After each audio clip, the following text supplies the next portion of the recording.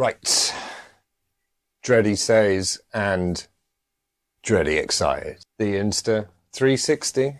Are we in focus? I think we are. One RS, Insta360. Is it better than Old Faithful, the Insta360 One R?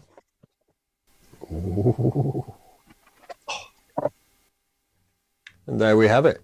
This has now been unboxed 3 or 4 times. I keep having problems at that end of the camera, not with this camera, so fingers crossed.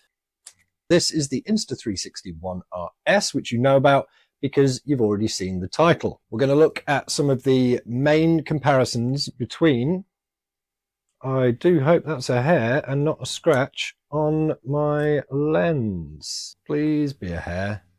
It was a hair. So in the box, which we're going to look at in a minute, you do get a lens cleaning cloth. Always clean your lenses. Very, very important. So the box is almost identical. Slightly different design inside. So inside the box, you get the box inside the box. And in here, you have a really high quality USB-C cable, very handy. More stickers for the camper van fridge and a manual that you'll never need to read because all the information you need is actually on the app. Everything's there. A really, really good app gives you all the information that you need. And the new and improved case, or cage even. It's a different design to the old one. I don't have the old one anymore, because I bought one of the Ulanzi alloy cages just for more protection and a cold shoe mount. Let me know if you want a link to those, because the new camera does fit. We're going to do a full compatibility test after this video. It's going to be a separate video. Can you fit the dive case in?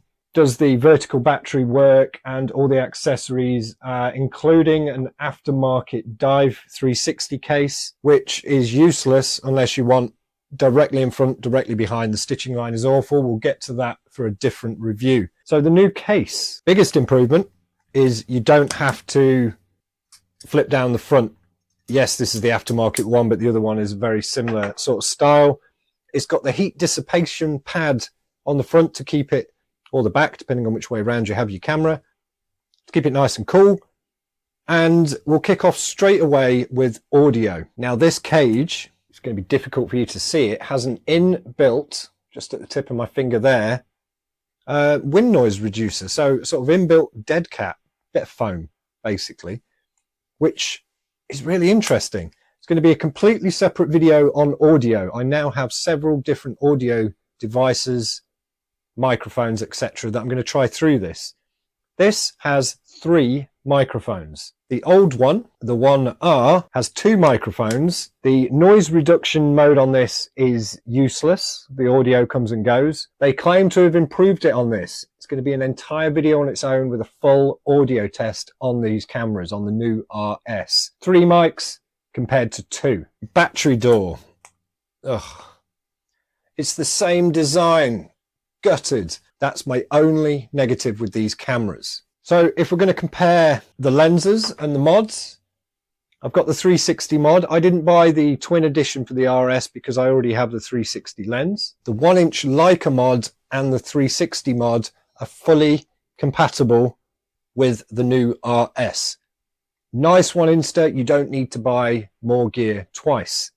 However, the 4K mod, the 4K boost lens, the differences are this now has a 1/2-inch sensor, which means it is better for low light, and also means you get more sort of dynamic range or more information for your highlights and your shadows. So your blacks and whites will look better, and low light performance. The only other difference is this boost lens 4K will now support cinematic 6K at 24 frames a second. Now 24 is cinematic because there'll be slight motion blur. It's slightly slower than your standard 25 or 50 or 30 frames and 60 if you're NTSC. Moving on to the core. This is a brand new core and it claims to have better processing power and allow faster transfer. Another video, there's going to be a lot of another videos. This is probably going to be a 5 or 6 part series, so I'm really looking forward to trying all these out. And rather than bombard you in one video, split it up into nice little videos for you. I'll do a direct side-by-side comparison of the transfer speeds as well. Moving on to the battery, it's claims 10% bigger, 20% bigger. It's supposed to give you another 10 minutes. Now, the difference is new one on this side, an old one, it's a tiny bit bigger. Photo mode, yes, in 4K with the boost lens and the new core, you get 42 megapixel pictures. Now that is compared to the 18.4 with the old lens. That is huge. So we are going to do a photo comparison as well when I do the video comparison. Bitrate remains the same, 120 megabits per second on the old core and the new core. The codecs are the same. You get 265 and 264. The differences are with 265, it compresses it more without losing the information. So it's always better to keep the file sizes smaller and go with 265. And that's pretty much it for the direct comparison. Quick note, video on the RS does actually support a HDR video mode. So you get that sort of high dynamic range. So it's basically your blacks are blacker, your whites are whiter. There's more information in the video.